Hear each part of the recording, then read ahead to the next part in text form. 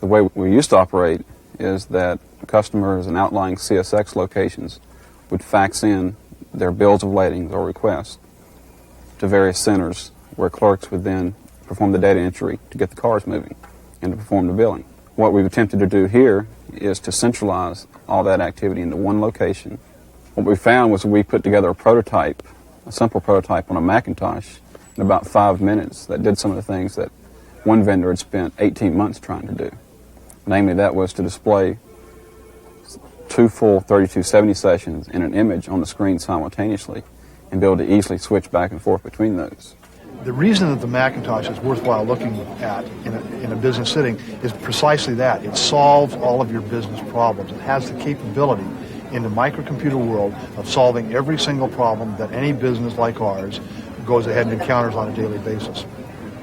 IBM isn't the only computers that we have in the organization. We have many others. We have DEC, we have Apollos, we have Suns, so that the requirement for connectivity isn't just to IBM. And through the Apple network, we have the ability then to communicate with any of these platforms, not just IBM. The real issue here is one of freedom and ease of use. The ability to get into a network and not care where you are in that network, where that data resides, that freedom is absolutely crucial. This Macintosh environment allows us to do that. It allows us to do that relatively easily, both from the standpoint of those who have to support it, my organization, and those who need to use it. In addition, I think the thing I find interesting about the Macintosh is that I can go ahead and use the same software applications clear across the product line, all the way from the Mac SE, which is our low-end machine, all the way up to the new 2CX, which is our new standard high-end machine. And that's simply not true in the MS-DOS world. The stance that we've taken is, I think, was a unique one. It's not so much unique anymore as people find out what the capabilities of the machine are, is that we integrate everything to the Macintosh. The Macintosh is the hub or the backbone. Everything else we find a way to integrate into it. And I think generally over the entire industry we're seeing that. It used to be, well, can the Macintosh do this? Now it's, can this talk to the Macintosh? We need to completely redo the architectural structure of how we build computing systems. And I believe that the Macintosh is on the leading edge of being able to participate in that type of a cooperative processing, if you will, the client-server processing.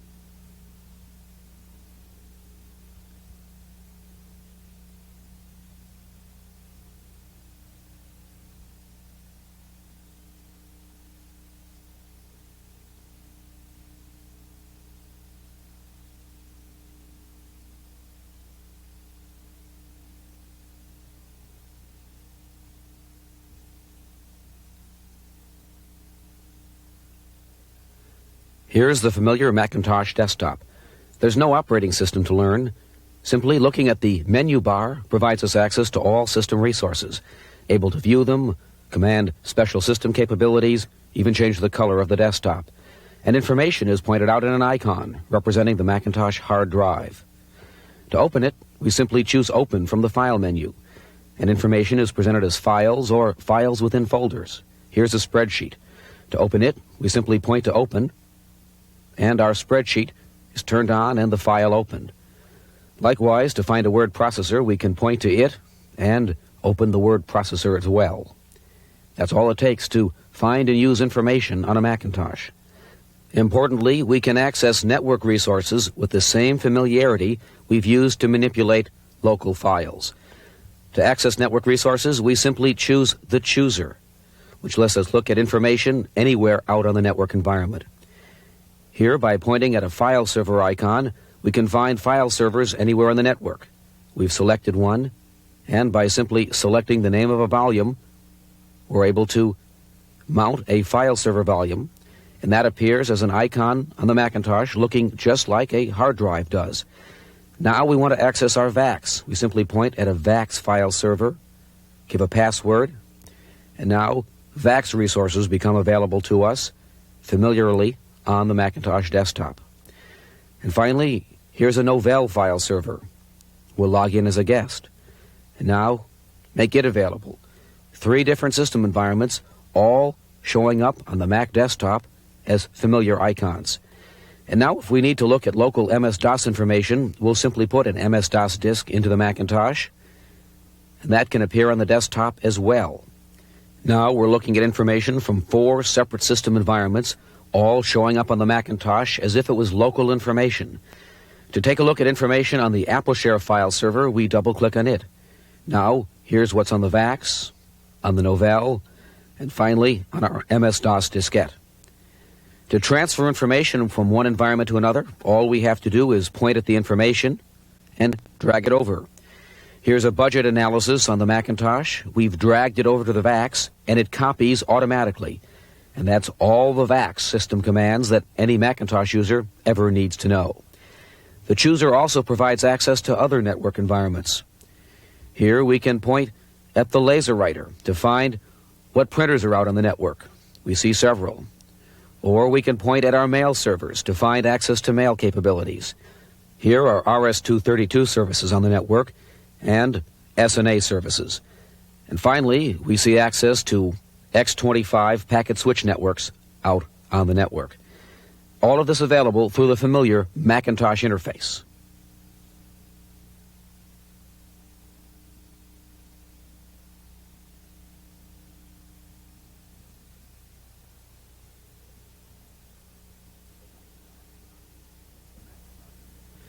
The Macintosh is at home in many systems environments. Here, through MultiFinder, we're logged on to many sessions at once. We're able to view IBM mainframe information through a 3270 emulator, connect over coaxial cable. We can see digital VAX information through our VT100 emulator connected through an RS-232 interface. And, using MultiFinder, we're able to find MS-DOS emulation at the same time, actually emulating an IBM PC through SoftPC, a program on the Macintosh. And here are 2 local sessions, Microsoft Excel and Microsoft Word, all running at the same time. Well, to begin with, we need to get information from the IBM mainframe. Here's DB2. We're able to call for a data set. But with Macintosh, a terminal emulator does more. We're actually able to copy that information and, using copy table, take it and paste it into a local spreadsheet. Here we're pasting that information into an area called sales projections. Now, once we have this information, we'd like to find actual sales data, which is kept on our VAX minicomputer. Here's our VAX session, and once again we can highlight that information and then use copy table and then paste that information into our spreadsheet. Now we paste that into an area we call actual sales data. And now that we've combined information from IBM and VAX, we're able to chart it in Microsoft Excel simply by calling for a new chart. We can make the chart the size that we want, and once we've sized it, copy it and paste it into our word processor. This lets us create a compound document as we work with information from the IBM and digital environments. Now, once we've taken that information, we can paste it into our word processor, creating a final document that we can share with others. And if the information we need comes from other environments, we can view that as well. The Macintosh is perfectly at home reading MS-DOS information. Here, an MS-DOS disk is loaded in the Macintosh, and files show up looking just like Mac documents. We can copy them to a local Macintosh if we want to work with them. Beyond that, Macintosh can also run MS-DOS software, emulating it through SoftPC, a software program that turns Macintosh into an IBM PC XT. Here we can copy information from Lotus 123, and if we like, paste that into a local application as well.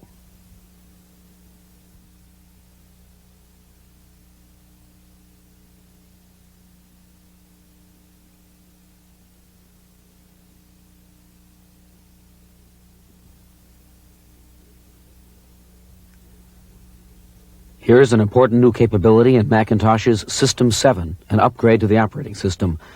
We'll demonstrate inter-application communication, showing how information from one application, in this case ClarisCAD, a design program, can work simultaneously with a database. Here we've opened up ClarisCAD, showing information on a new house that we're laying out. Now we can open up a database, FileMaker, which has been linked to the CAD application, automatically recording any changes we make to the layout of the house. This lets us use two separate applications on a single project, amplifying the capability of Macintosh software. Here we've opened a bill of materials, and when we make it the appropriate size, we're able to look at information from the bill of materials and from the CAD application at the same time. Now we have on the screen three windows.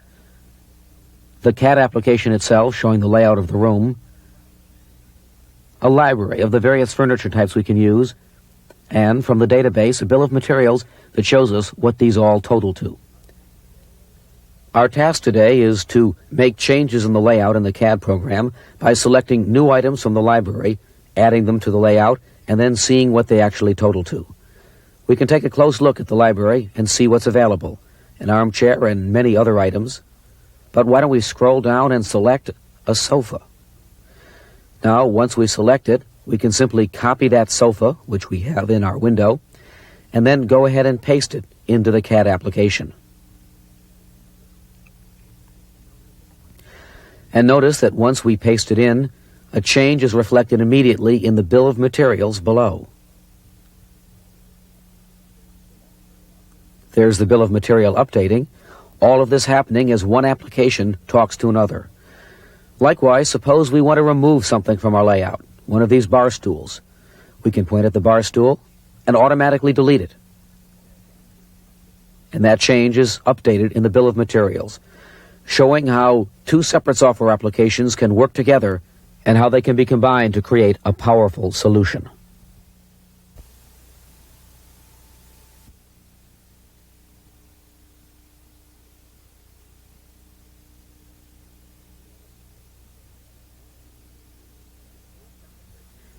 This demonstration was developed by General Dynamics and Apple Computer for the Air Force. It's a demonstration of what a launch control facility might look like. It's all based on currently available technologies that can be used to meet business needs ranging from training and events to facilities monitoring or sales and marketing. It was created in SuperCard, an extension to Apple's HyperCard, and utilizes digitizing boards to display standard video signals fed from a video disc player. The player is used to simulate a live satellite or cable TV feed. Let's launch the demo. First, the system verifies our identity and performs a security check. Here we have a map of the United States, and it will present all of the various launch control facilities that exist. The project I manage involves a payload at the Cape Canaveral Air Force Station, so we'll go ahead and select that one. Here we'll find two main launch areas, the vehicle preparation area and the launch complex. We'll check our rocket, which is at the launch complex. Launchpad 36B is active, and that's where our project is. So we'll go ahead and select information coming from Launchpad 36B. Here we can look at the rocket on the pad, and buttons show us what information is available about each section of the rocket.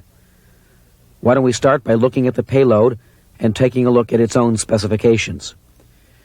Here we find information about the payload, which tells us what the orbital dynamics are and what the usage of the system is.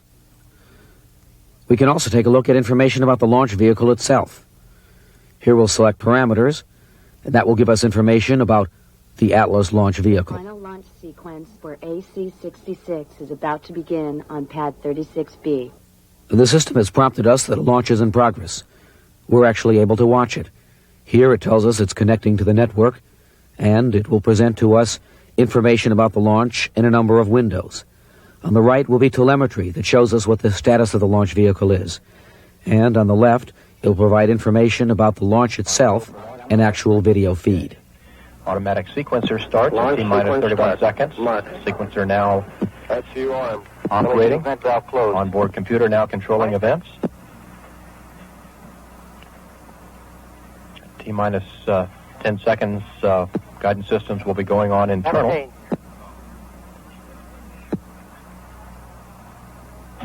T-minus 11, 10, 9, 8, 7, 6, 5, 4, 3, 2, 1. Main engine start. T0 liftoff. And we have liftoff of AC-66 with the Fleet Satcom F7 satellite. And the vehicle has cleared the tower. Tracking stations now. Here we've seen how the Macintosh can take information from a variety of sources and deliver it to you as meaningful data, providing an enhanced way of using information from a desktop computer.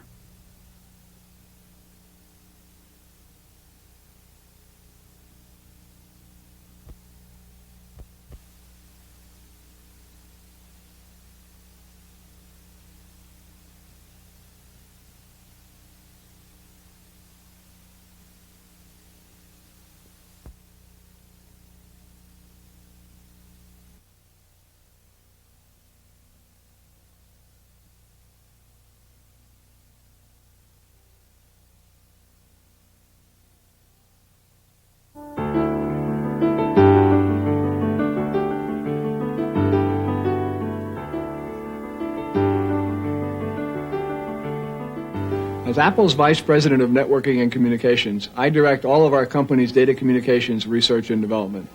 It's a very exciting assignment because Apple has made major commitments in the area of networking and communications. The company has acquired 2 outstanding firms in that field. We've announced and shipped a number of new products, and there's a great deal more to come. And all of it builds on the idea that got Apple started in the first place, helping people to extend their abilities by creating computers they can use to do extraordinary things. It used to be that mainframes and personal computers lived in 2 separate worlds, the mainframes doing the big jobs and the personal computers helping individuals to be more productive. Each had its place in the scheme of things, and each offered advantages, but neither could tap the strengths of the other, not easily at least. When you bring these 2 worlds together, not only do you increase the capabilities of the individual, but you also make the existing mainframe system more useful to the organization. And when that personal computer is the Macintosh, you provide your people with a tool they will enjoy. The Macintosh has an intuitive interface that people learn quickly so they can get on with their jobs without the need for a lot of training or continuing day-to-day support from the information services people. We'd like to show you how the Macintosh can serve as a terminal for IBM hosts and how the Macintosh interface enhances terminal emulation. Now here's a 3179 terminal. We're connected to an IBM 3090 running TSO. And here's how easy it is to use a Macintosh to do the same job. I'll unplug the coax from this terminal and plug the same cable into this Macintosh. On the Macintosh, we have our 3270 emulator. I follow the same procedures to make the connection and to access the host. And I enter the same user ID and the same password. And what we see on the Macintosh is the same information presented in the same form as it was on the terminal. And I can work with it in exactly the same way. We can connect and communicate without any changes in system administration. As far as the mainframe is concerned, the Macintosh looks and acts just like an IBM terminal.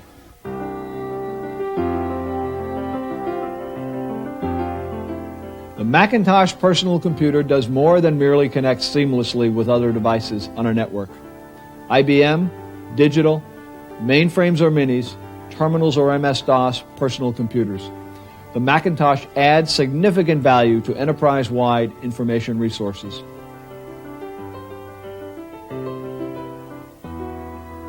It can make accurate, timely information readily available to those who need it in a way that's remarkably easy to use. And that, after all, is the bottom line, helping people to be more creative and more productive.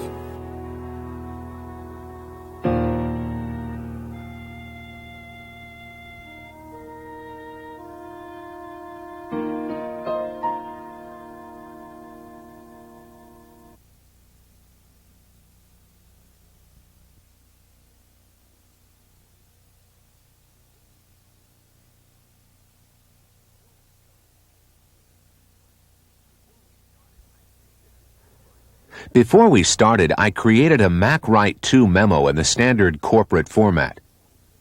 To open it, simply choose Open and click on Sales Report. To complete the memo, we need a chart which shows the projected dollar and percentage growth rates through 1992. To do this, we have created a growth analysis template in Excel.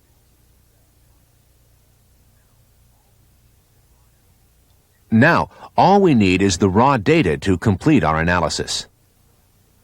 Our first step is to get the historical data from the IBM mainframe by choosing Mac mainframe from the Apple menu. We're ready to log on to the IBM host like any 3179 terminal user by entering the host system ID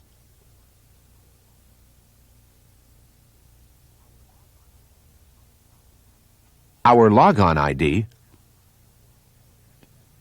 and password. We're using an Avatar Mac mainframe coax board and DFT software, though we could have used any of the many 3270 emulators, including Apple's coax board and Mac DFT software. Once we've navigated the ISPF edit panel, we select the edit screen and type the name of the data file we want.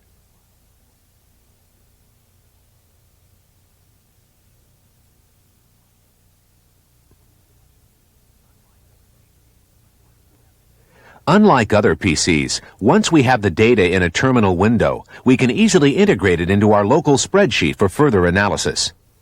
We simply highlight the data,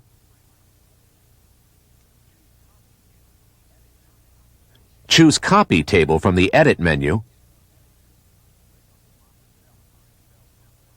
click on the proper cell in our Excel template,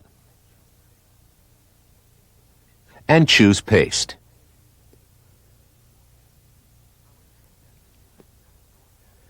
Our next step is to access the forecast data, which is stored in a Lotus 123 file on a 3.5-inch DOS disk. The Macintosh SuperDrive can read this disk directly. To access the file, simply double-click on the floppy icon and drag the file icon onto the hard disk, where it's copied automatically. We can now access the Lotus 123 file directly from Excel. Simply choose Open and select the 123 file.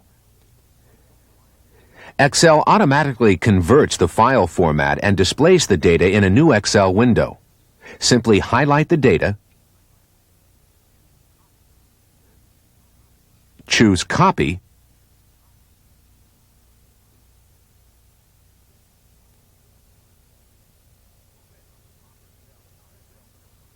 click on the proper cell in our Excel template, and choose Paste. Our analysis is now complete.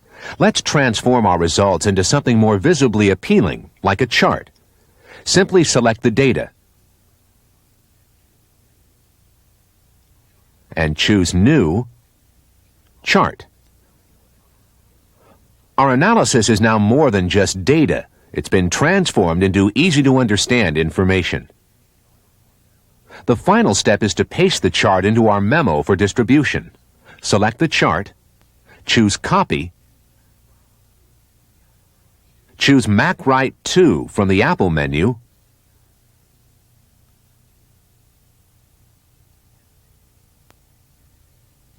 and paste.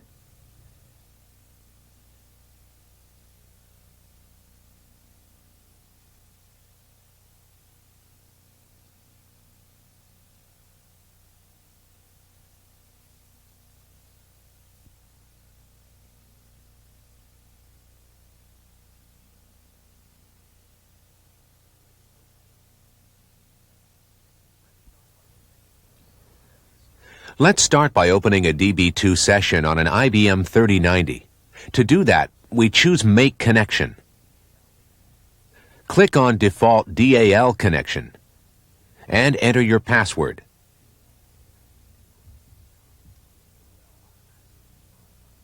GQL automatically responds to the prompts from the 3090 with the information it needs to open a DB2 session. The GQL window displays the graphical data model. Rectangular objects represent tables. Diamond-shaped objects represent relationships between the tables. Let's get some data from the customer table. Click on Name and City. Choose Submit Query, and the results are displayed in a row-column format. Let's extend this query to include data from another table. By clicking on the connecting line, we relate the data in the customer table with that in the order table. This invokes the necessary join conditions. Double-click on the order table. Click on Date and Amount. And the new results contain data from both the customer and order tables. With a Macintosh and GQL, your users need not be SQL experts to access data from DB2. So far, we have not seen a single line of SQL. To better understand how this is done, let's look behind the scenes. By choosing Preferences from the Edit menu, checking the Show Query window and Show Query string boxes, we now see a summary of the query attributes, its display format, and the actual SQL being generated. Let's load a query I saved earlier. This is especially handy for queries used repeatedly.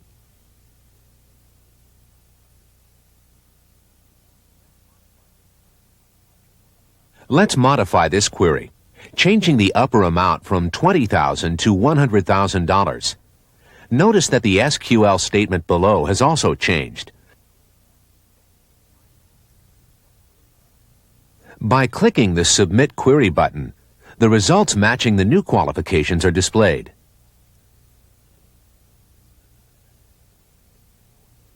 Another method for submitting stored queries is the executive buttons on the main screen. When pressed, the associated query is submitted. For example, clicking on the top Sales button submits a saved query which displays all salespeople with orders over $50,000. This enables your less expert users to benefit from queries defined by your more knowledgeable users.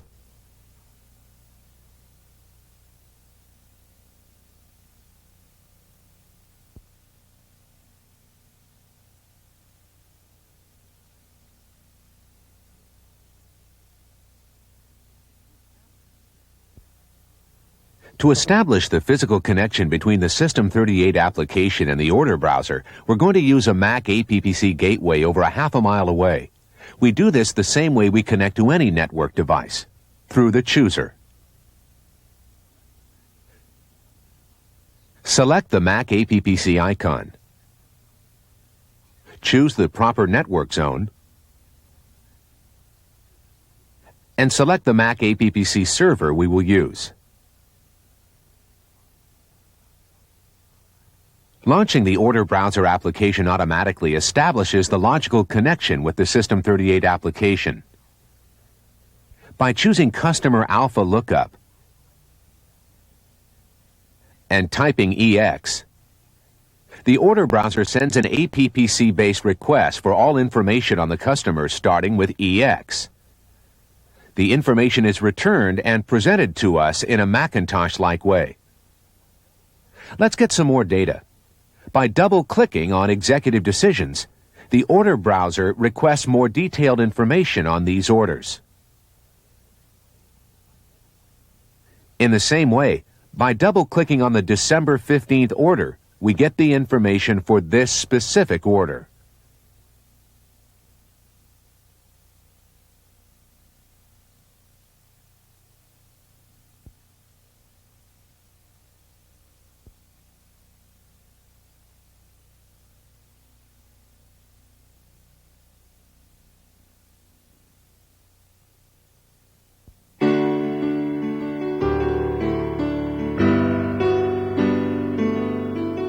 Seafirst Bank is the biggest bank in Washington State. Over $12 billion in assets, over 200 branches, 300 cash machines, 6,500 employees. We're here 24 hours, 7 days a week, 365 days a year. We move $3-4 billion a day in and out of this place in just wire transfers alone. This is an information business. We've got more data than we know what to do with. All right? So now you talk about, okay, now how do you bring that to the desktop so that I can do something with it?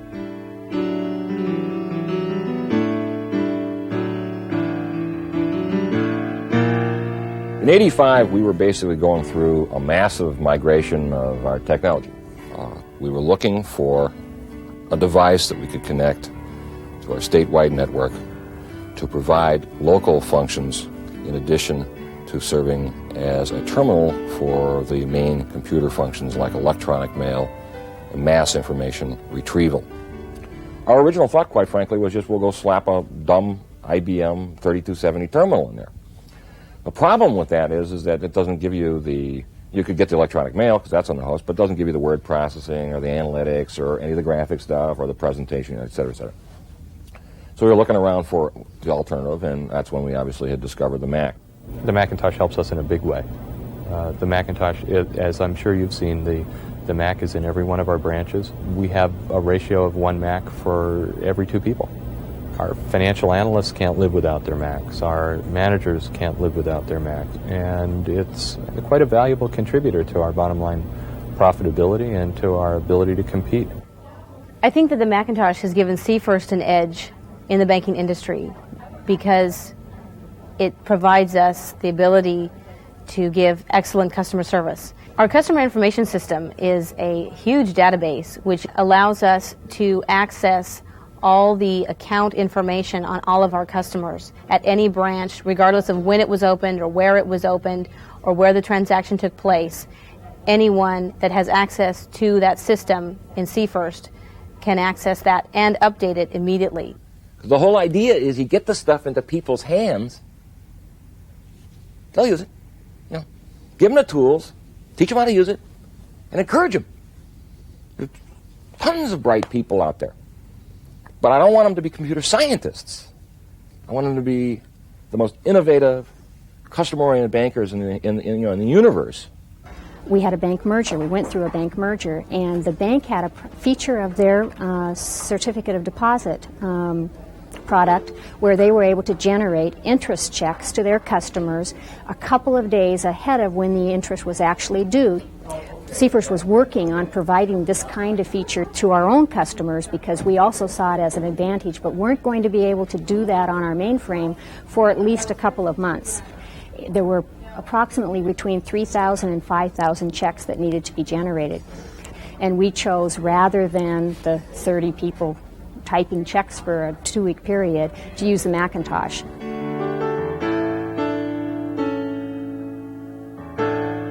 We actually had an SE30 with an avatar board to sign on to the mainframe and pull down a report, and we actually did this in a background mode while we were at home. The computer signed on to the mainframe itself, looked for the file, pulled it down. All the reports were at our fingertips off a laser printer when we walked in the door.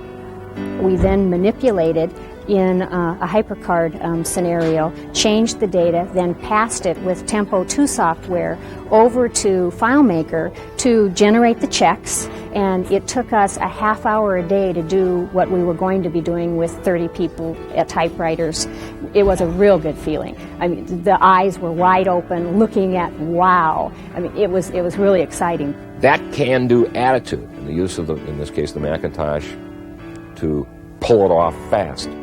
Go from ground zero to up and running, and let's rock and roll, in 2 days or whatever, what it took her, is where you get your competitive edge. Today, what I'm doing with the Mac is we're beta testing a DAL product. We're looking at ways to use the Macintosh to more seamlessly integrate the workstation productivity tools with data that lives in databases on our IBM host mainframe. We have a number of DB2 databases that are implemented on our MVS mainframe, and we're trying to figure out appropriate ways to move the data down to the workstations and to use the workstation as a decision support tool. I have my Mac sitting on my desk, and I can use it to talk to a tandem computer. I can use it to talk to an IBM mainframe. I can call up CompuServe through my modem. I can talk to other Macintoshes through AppleTalk, and I can talk to IBM PCs. I can get anywhere using my Mac.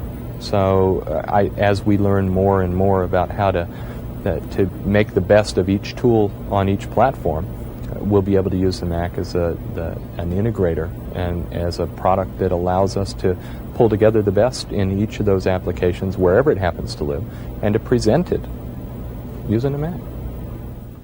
My view is the user shouldn't care where the data is as long as he gets it and he can do something with it.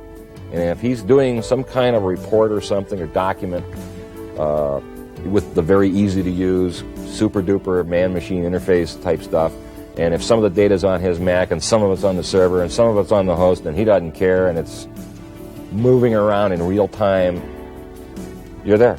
You got it. That's the future.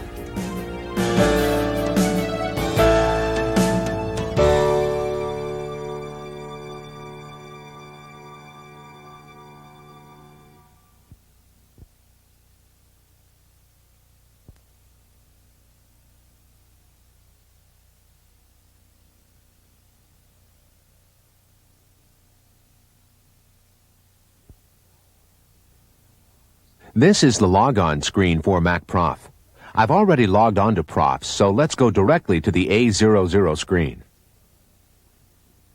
To get my new mail, I simply click on the Open the Mail button. MacProf will now display a list of all my available Profs notes. To read one, I simply click on it, and MacProf opens it in a Read Note window.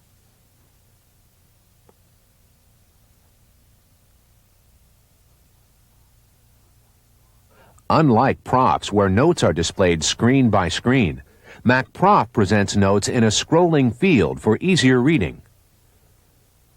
To print this note on a local printer, choose Print Note on the Macintosh. Click OK, and MacProf prints this note on a local laser writer. Let's now reply to this note by simply clicking on Reply, and MacProf displays a split window for my reply. As before, the note is presented in a scrolling field. Let's now integrate the reply I wrote in a local word processor into MacProf. Simply highlight the text, choose Copy from the Edit menu,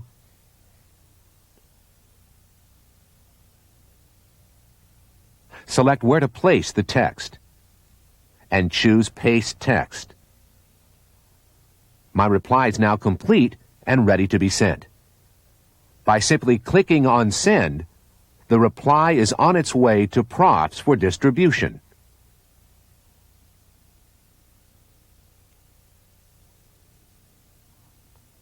Once complete, MacProf displays a Note Sent confirmation.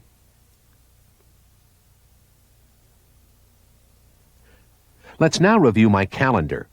By clicking Main Menu, MacProf returns us to the A00 screen. Clicking on the date I want to review, MacProf issues the proper curcal command and displays my appointments for that day.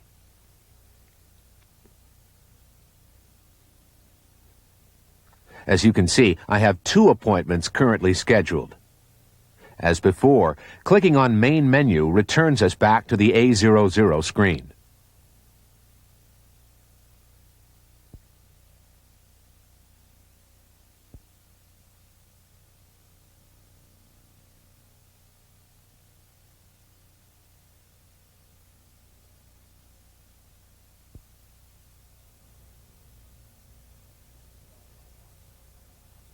Let's start by logging on to the IBM host.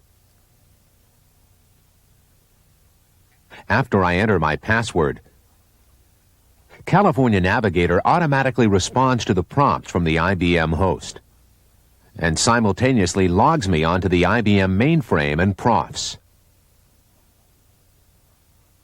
Let's start by reviewing the calendar section. Appointments are objects with attributes. Appointments can be moved from one time to another by simply dragging them. Contracted or expanded by dragging the corner of them up or down. Every time you move an appointment, it updates Profs automatically. Compare this to the way the same information looks on Profs today. By double-clicking on an appointment, you see information that Profs tracks, like start times, and those that are tracked locally, like setting an alarm, but this distinction is transparent to the user. By selecting View or Edit Others calendars from the Props menu, I can check my staff's availability on March 6th. I can edit or add an appointment to this person's calendar, if I have that privilege, by simply clicking on the item I want to change and entering the change.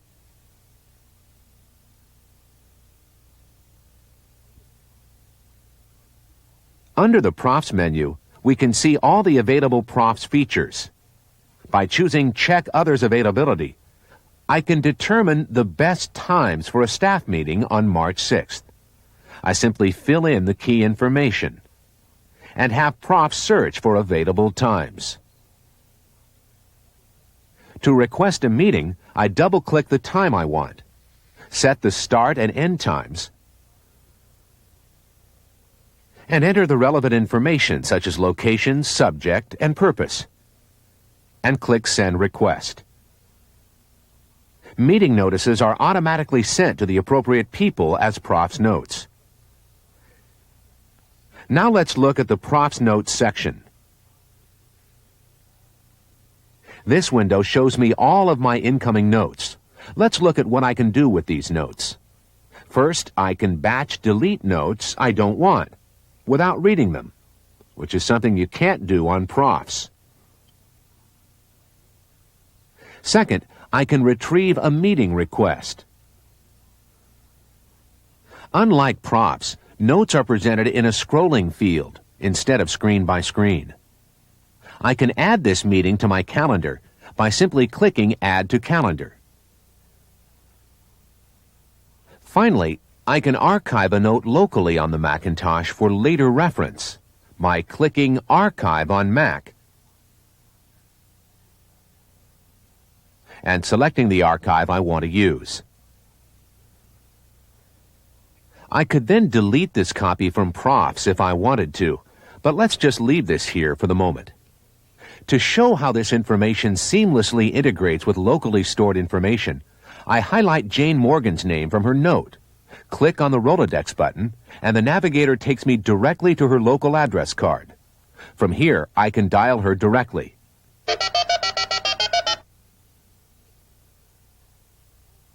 This will generate an outgoing phone log of the call for later reference.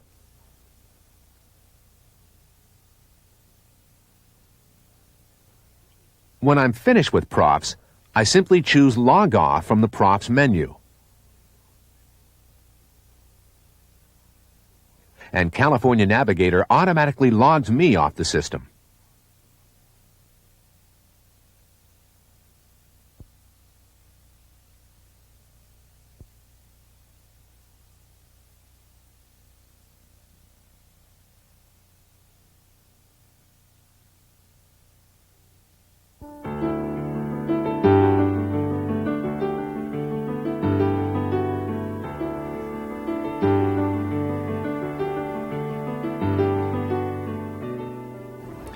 I'm glad to have the opportunity to speak with you today about the value of integrating Macintosh with IBM Systems Application Architecture, or SAA.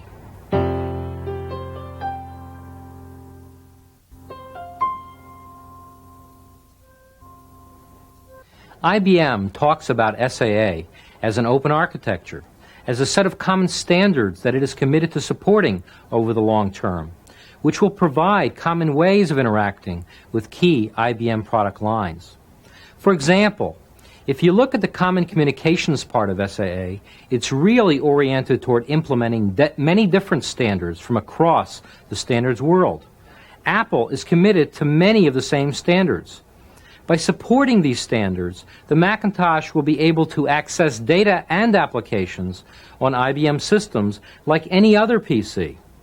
The real difference comes in the area of common user access and desktop application development. On the desktop, IBM is trying to achieve what Apple has built into every Macintosh from the beginning. That is a consistent, intuitive desktop interface which makes systems and applications easy to learn and use. And there are thousands of applications and companies already taking advantage of these. Macintosh's relationship to SAA is through support for communications and programming interfaces. With Mac on the desktop, you get the best of both worlds, access to IBM data and applications with Macintosh's consistent, intuitive interface, and it's available today.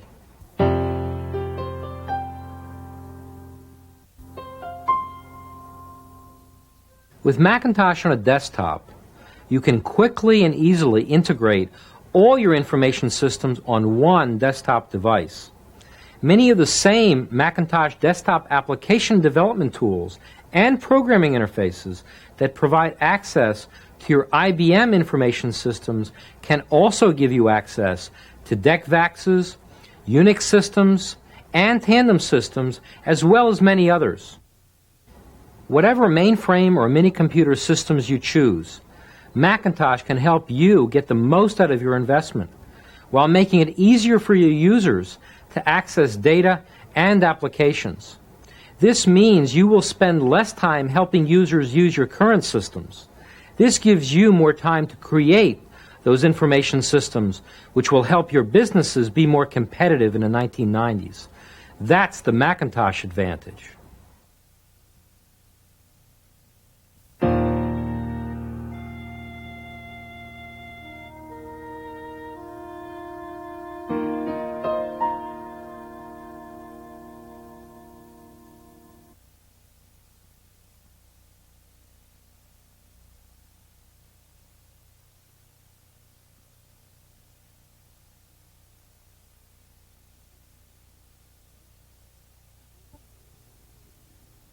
The first thing we need to do is retrieve the report from the company's VAX server. In our company's Mac to VAX network, the VAXs are running AppleTalk for VMS. This allows us to access the complete range of AppleTalk services while in a VMS environment.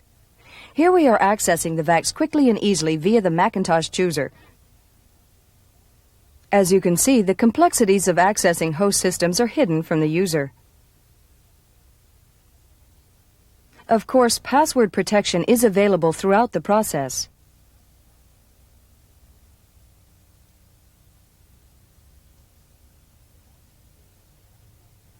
The VAX appears on the Macintosh desktop just like any other device. And by simply double-clicking on the VAX icon, VAX files appear as Macintosh folders and icons. The Macintosh user can also view VAX files in a more traditional manner, through terminal emulation. In this example, PacerLink is being used to enable the Macintosh to operate in terminal emulation mode. This way, the Macintosh can function just like any VAX terminal. In addition to traditional terminal emulation functionality, PacerLink has programmable softkeys which can be used to store common VMS commands. The softkeys are like macros and reduce the user's need to memorize commands. These softkeys are visible above the terminal emulation window.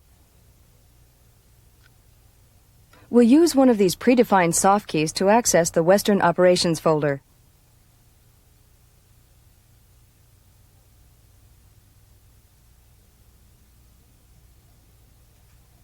Then we'll get a directory listing of the files on the VAX server. If we had wanted, we could perform all the functions you see by more traditional methods. Now we'll access the WordPerfect document that our assistant created on the VAX.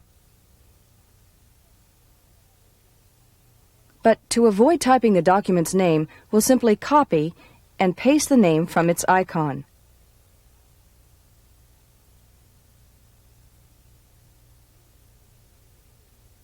Here information is being entered into the VAX by cutting and pasting.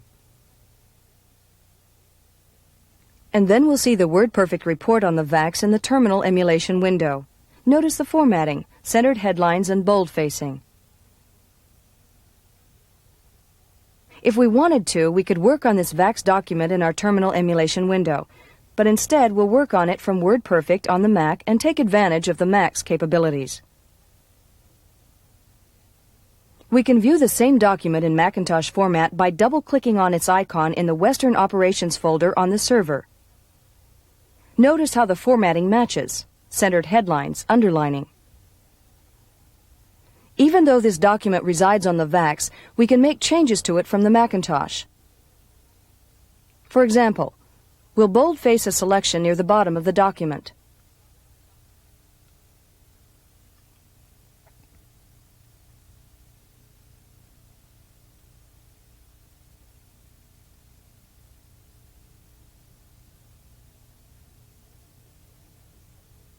Now that we have opened the report, we see that we want to insert a chart in it. The chart has to use information from both the VAX and the Macintosh. We have the forecast for all but the Northwest region in an Excel spreadsheet on our Macintosh, but we need to update it with corporate data on the VAX. This data is resident on a 2020 spreadsheet. We'll access it through terminal emulation. Notice how multiple windows are available to the user. We can view Macintosh and VAX data at the same time, ending the need to write down information from one session before starting up another.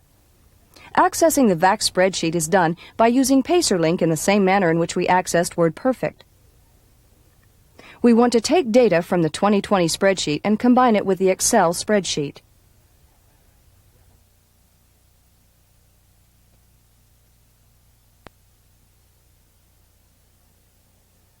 This is a simple matter of selecting the data, then performing copy and paste commands to insert it into our Excel spreadsheet on the Macintosh.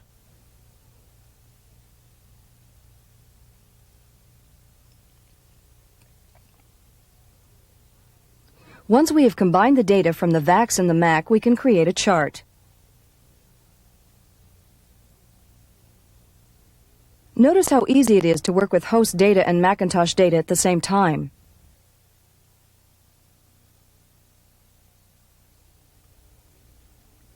Once we see the host data in graphical form, we notice that there is a discrepancy in the numbers for the Western region, and a change has to be made to the 2020 spreadsheet. Of course, since we are a vice president, we are authorized to make such changes.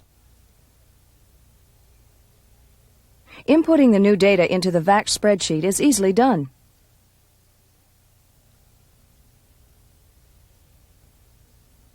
Once the changes are made, we can take the new data, place it into our Excel spreadsheet using the same cut and paste commands, and create the revised chart.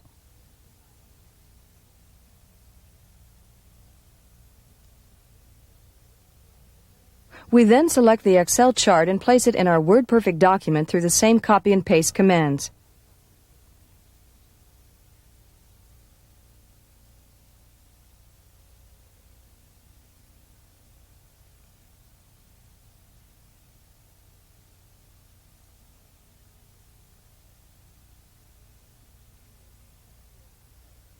And there's our chart.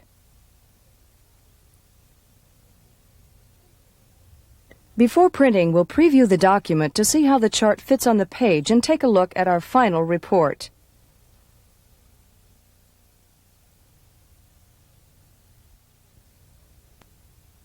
And there it is, a document with a chart created from VAX data.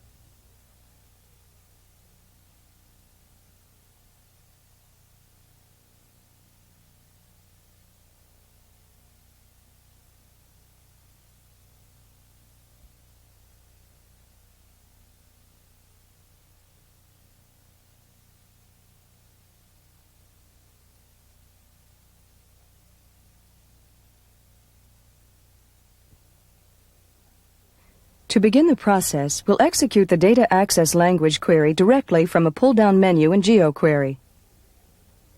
To protect the confidentiality of the data, appropriate logon commands and passwords are required. The connection is then made to the VAX host, in this case, over Ethernet. Once the connection is made, the appropriate database is selected. In this case, we'll use Oracle. Again, password protection of data is available at many different stages of the process.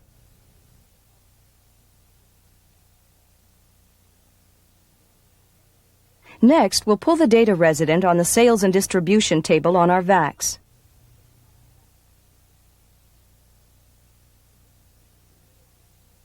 In this case, we are requesting information on customers and their address and product purchased. As you can see, the user is presented with a simple, easy-to-understand selection process. There is no need to remember obscure commands. The process proceeds in the standard Macintosh point-and-click manner. The information is drawn from the VAX database and posted to GeoQuery's map of New England. In this case, 317 customer records were found. We need to assign each of these records with appropriate labels: zip code, address, etc., so that the proper information is assigned for each account. The user is performing a fairly complex database query with simple movements of the mouse.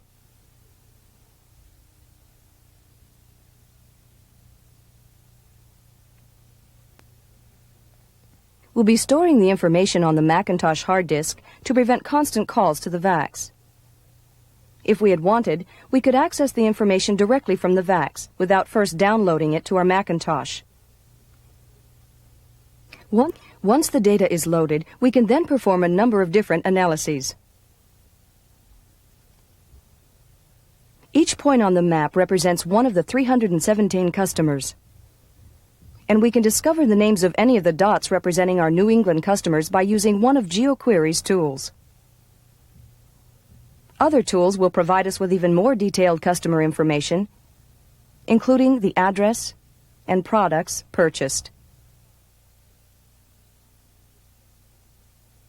Printed reports of all this information can also be made. We can also analyze all customers within a given radius from any point on the map by using GeoQuery's drawing tools. In this case, we'll find the number of customers within 50 miles of Boston.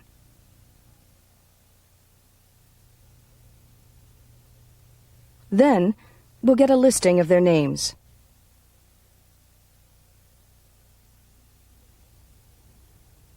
We can then compare these customers to those within 50 miles of Providence, Rhode Island, by simply dragging the circle over to Rhode Island.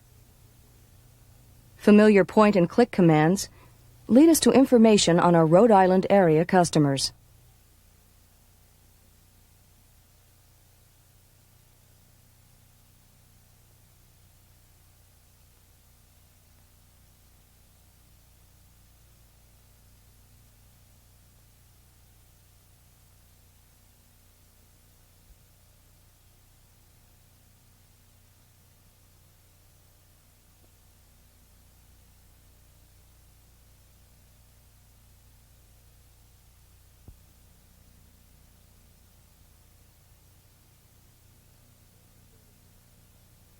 Customer service is an extremely important goal for Polaroid today, as it is for all corporations.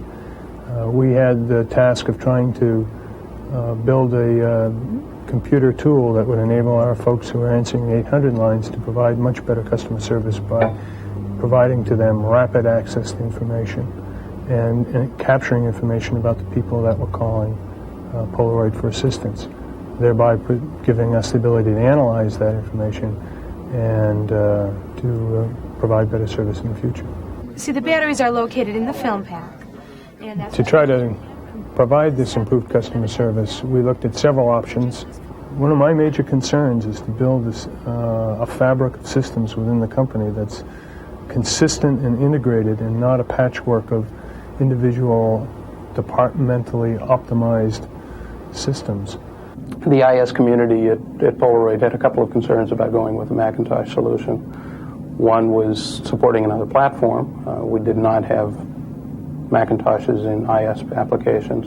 And secondly was the load upon the central VAX. You know, we were comfortable that that Apple had built a good product and had good software, because we've used Macintosh for standalone applications.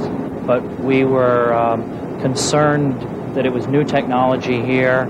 How reliable would it be to begin with? How easy would it be to install and maintain? We link the Macintoshes together with EtherTalk and with a backup local talk network. EtherTalk coax in this building connects to a T1 bridge, which connects the Macs to the VAX, which is in another city 14 miles away. By using Mac front ends, we could use a smaller amount of VAX capacity. In fact, we used a little bit of incremental capacity on an existing VAX, We did not have to go out and buy an entire VAX dedicated to customer service. And we offloaded all the screen handling and a lot of the data checking requirements to the front end, to the Macintoshes. And we brought the cost of the project down to 25% of what it was originally budgeted for. There are a lot more people that are looking now at the Mac as not just an island of a personal computer, but as looking as a common access medium into our whole computing network at Polaroid, because of the connectivity capability that's equal to any and better than most to the VAX. And there's connectivity products for our IBM environment as well. People can feel comfortable that, on their desktop they can do personal computer work, at the same time bring up a window, get into a VAX or get into an IBM system. The Macintosh has lived up to its expectations in being a real easy-to-use front end for people who are involved in a very complex process of answering the phone and juggling information and then trying to enter information and retrieve information as well as to enter and capture post-call data. I mean, from an end user's point of view, what I care about is, does it work? Is it going to work reliably? Is it going to give me advantages over other workstations? The answer to this is yes, I think it does.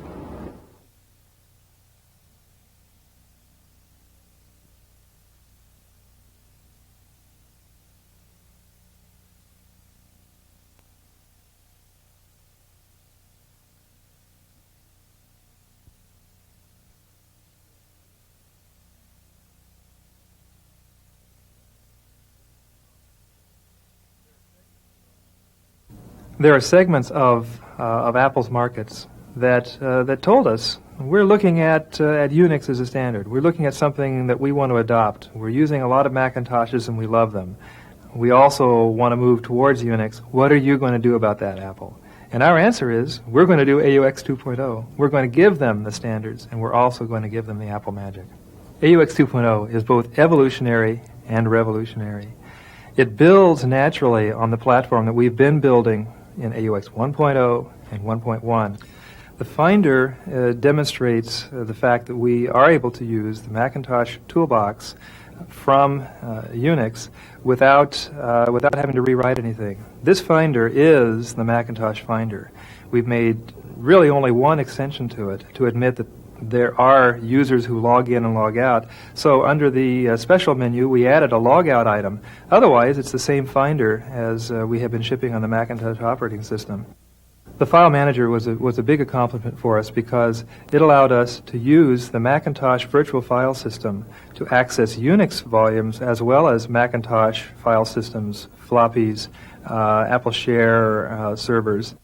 X Windows system is very important to the communities that are adopting standards. MacX allows an X application to coexist on the same Macintosh desktop with Macintosh programs, with other Unix programs, interrelating with each other via cut and paste mechanism.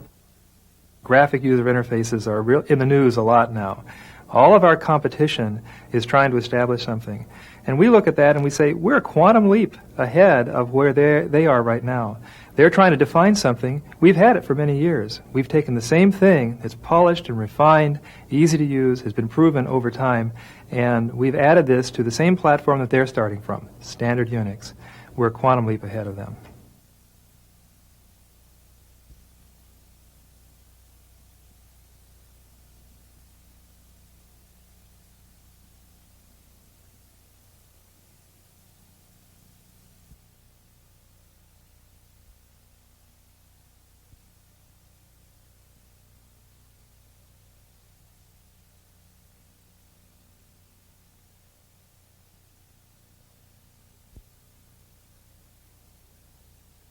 Launching AUX is as simple as any other Macintosh application. Just double-click the AUX startup icon. As AUX begins its startup process, it displays a dialog box which keeps you visually informed as it checks the file system, initializes device drivers, and executes other startup procedures. Logging into AUX is very simple. You enter a name, and notice it's your full name, which can be longer than 8 characters. Then a password, and click the login button. It's that easy to start up AUX. The Macintosh desktop and AUX 2.0 have been integrated seamlessly. Let's open a folder and look at our Unix files. It's easy to identify Unix files in AUX because we've created new icons for them. These icons on the left include documents and applications. The folder icons on the right allow you to group and organize files, which include privileges such as read-only and write-only. AUX in the Macintosh desktop makes Unix so easy to use, it's hard to tell you're running Unix. Of course, access to files, whether Unix or Macintosh, is completely transparent. Let's open the Unix root volume in the upper right, and then a Macintosh hard disk, and then a floppy disk. It's simple to copy files between any of these disks. You can copy files from the Macintosh disk to the Unix disk, or from the Unix to the floppy, or any other combination. It's as simple as dragging the file's icon to its destination. The intuitive Macintosh interface greatly simplifies Unix file management and navigation. Accessing network resources like printers or file servers in standard Unix is a fairly complex task. But this is Macintosh. Click the LaserWriter icon and select a printer name, and click the server icon and select a file server name. That's all there is to it. Having simultaneous access to Unix and AppleTalk network resources significantly enhances your productivity. The ability to mix and match applications is one of the most powerful features of AUX 2.0. You can have multiple Unix, X Windows, and Macintosh applications all running simultaneously. Here's a Macintosh CAD application called Strata 3D. Here's a powerful Macintosh spreadsheet program called Wings that includes 3D graphics. And AUX runs hundreds of other Macintosh applications just as easily.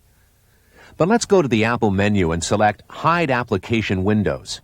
Mac X, Apple's X Windows server, gives you the ability to access X Windows applications through pull-down menus without any of the cryptic commands that are normally required.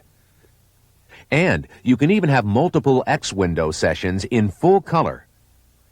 Again, we'll select Hide Application Windows from the Apple menu. But let's not forget our standard character-based Unix. Let's open some command shell windows with character-based data. This first one contains a database table. Let's go up to the menu and open another command shell window. This one contains a letter. AUX lets you use those text-based Unix applications that you've been using for the past 15 years. Now, let's bring all of the windows back on the desktop. The point is, you can choose the application you need, whether it's Unix, X Windows, or Macintosh. This gives you tremendous flexibility. You can also copy text from one environment to another. For example, you can copy text from a Unix or X Windows file and paste it into a Macintosh application, and vice versa. In this case, we'll paste it into a hypercard stack, which serves as a front end to a database.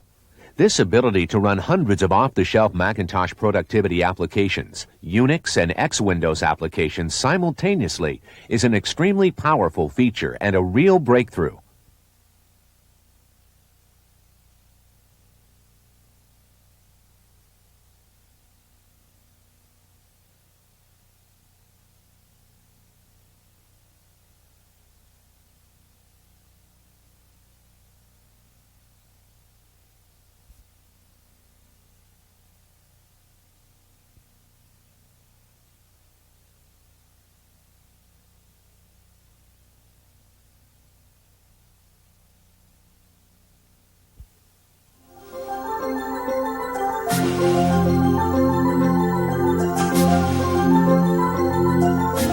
The Stanford network is a fairly complex multi-vendor network, having about 60 different machine and operating system platforms which interconnect across the campus.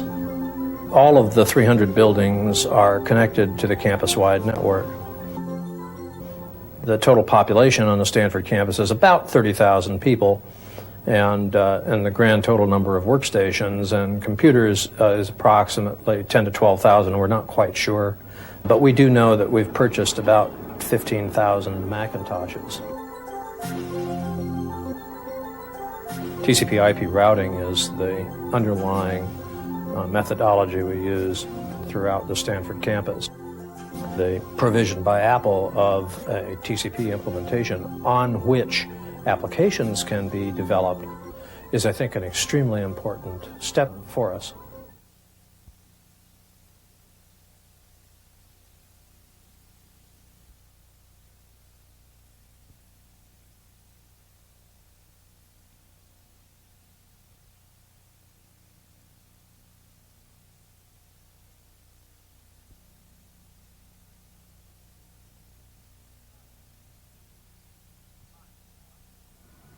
Hi, I'm Caleb Avery. I'm going to talk to you about standards requirements and show you how the Macintosh can make your use of standards a little easier. Then I will show you a number of solutions on the Macintosh for SGML. SGML is an international standard for storing and interchanging text files and related information. SGML markup, or tagging, identifies all compound document elements.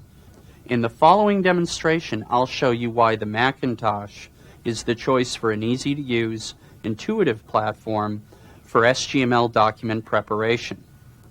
Let's take a word processing document that already exists in electronic form and mark it up using SGML. This is a sample Navy document that needs to be marked up for military technical manual specifications. Here, we have to retrofit or convert this document into SGML. The SGML tags, which identify the document elements, could be inserted by hand. But hand tagging takes a long time, particularly in tables where every cell must be identified. We'll use an auto tagger to intelligently insert the SGML tags as a batch process. The auto tagger electronically analyzes page layout and identifies the characteristics of each text element. This is a paragraph, this is a numbered list, and so on. Then the auto tagger looks at the SGML document type definition or roadmap to this type of document and determines what kind of tags it needs to assign to each text element. Finally, the tags are inserted where a match is found, and warnings are placed where the software has taken corrective action determined by the document type definition. This whole process is extremely fast. We'll engage the SGML validating parser to check that 1. All required elements are there and do not have any missing statements, and 2. That all the elements are in the proper relationship to one another. Notice the Macintosh provides me with the assistance I need. Note here that the auto tagger did not know which branch of the military issued this document. We'll just fill in this information. Let's now go to an SGML authoring tool to revise and manipulate existing SGML data. The Macintosh is the easiest environment in which to do this kind of work. I'm going to take the file we just validated and import it into an SGML authoring tool. Because we include the DTD roadmap, the transfer is fast and simple. Here is the same document. Because of its WYSIWYG feedback, the Macintosh interface makes it easy to see what you're doing. Notice here we can work with or without the tags showing. The SGML editor helps you conform to the document type definition by leading you through the proper document structure at each point, making this tool ideal for SGML novices.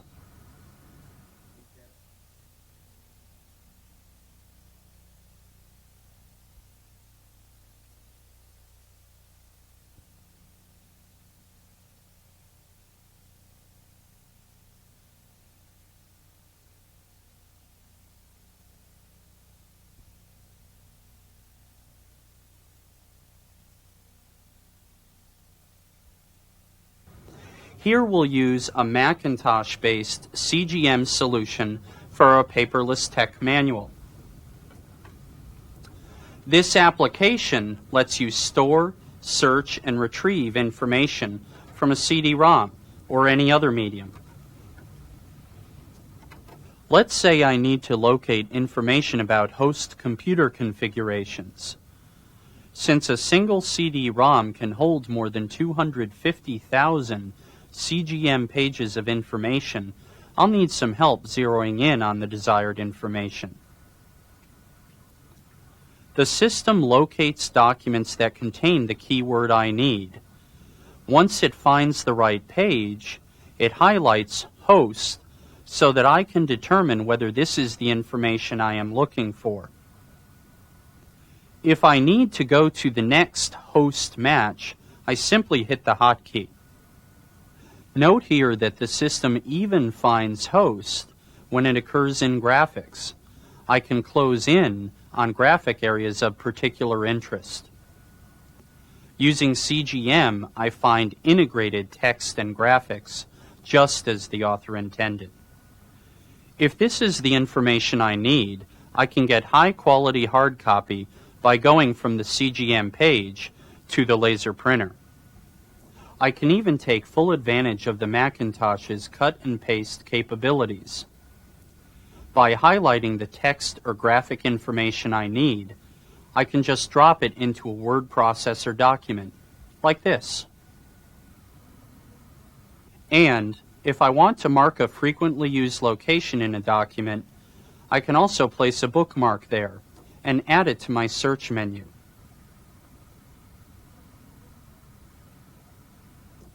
Now, when I want to locate the page quickly, I simply call upon my bookmark.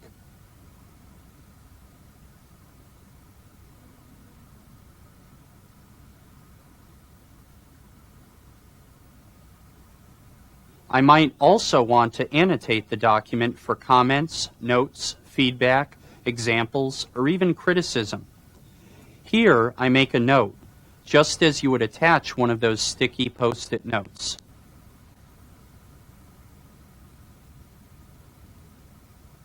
These annotations are searchable just like documents.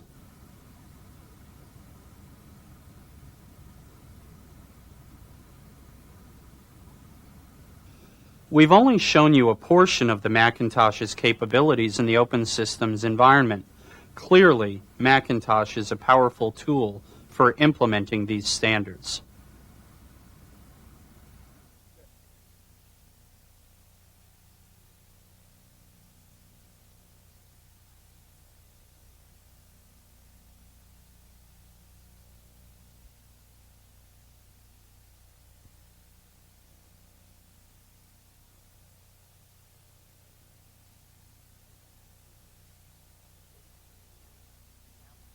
The application area that we're in is document image processing. The type of people that will buy this kind of solution are people who will previously have used microfilm to archive paper, or they have a lot of paper that they need to save and retrieve very quickly.